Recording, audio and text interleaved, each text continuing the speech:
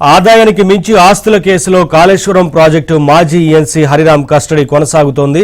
5 రోజుల కస్టడీలో భాగంగా ఏసీబీ అధికారులు 4వ రోజు ఆయన్ను ప్రశ్నిస్తున్నారు. ఇప్పటికే స్వాధీనం చేసుకున్న ఆస్తుల పత్రాలను పరిశీలిస్తున్న ఏసీబీ అధికారులు వాటి కొనుగోళ్లకు సంబంధించిన ఆర్థిక లావాదేవీలపైన ఆరాధిస్తున్నట్లు తెలిసింది. సోదాల్లో భాగంగా గుర్తించిన బ్యాంకు లాకర్లను తెరిపించేందుకు చర్యలు ప్రారంభించారు. ఇవాళ బ్యాంకు లాకర్లు తెరిచే అవకాశం ఉంది. వాటిని ఓపెన్ చేస్తే మరికొన్ని కీలక పత్రాలు, ఇతర విలువైన వస్తువులు స్వాధీనం చేసుకునే అవకాశం ఉంటుందని ఏసీబీ అధికారులు అంచనా వేస్తున్నారు. లాకర్లలోనూ ఏవైనా ఆస్తుల పత్రాలు లభిస్తే వాటి ఆధారంగా కూడా హరిరామ్ను మరింత లోతుగా ప్రశ్నించే అవకాశం ఉంది. అప్డేట్స్ మా క్రైమ్ కరెస్పాండెంట్ ప్రవీణ్ అడిగి తెలుసుకుందాం. ప్రవీణ్, హరిరామ్ విచారణ కొనసాగుతున్నట్లుగా తెలుస్తా ఉంది. ఇప్పటికే ఈ విచారణలో కీలక విషయాలు రాబట్టారు కదా, ఏంటి వివరాలు?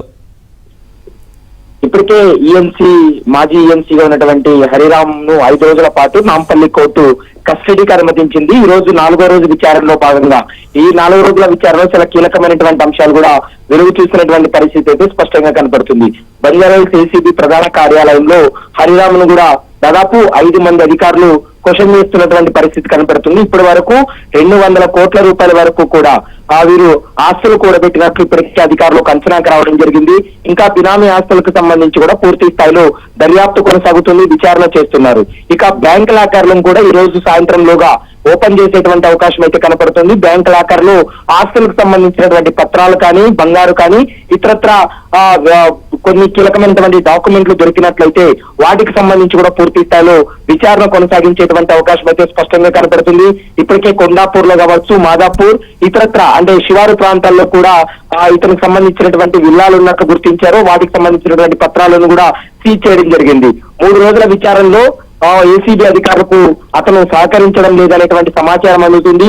ఇప్పుడు జరగబోయేటువంటి 2 రోజుల విచారణ చాలా కీలకం కాబోతుంది. 2 రోజుల విచారణ తర్వాత ఎలాంటి అంశాలు వెలుగులోకి వస్తాయి, రిమాండ్ తరలించేటువంటి సమయంలో ఎలాంటి కీలక అంశాలు రాబట్టారనేటువంటి అంశాన్ని కూడా రిమాండ్ రిపోర్ట్ లో పేర్కొనేటువంటి అవకాశం అయితే స్పష్టంగా కనపడుతుంది.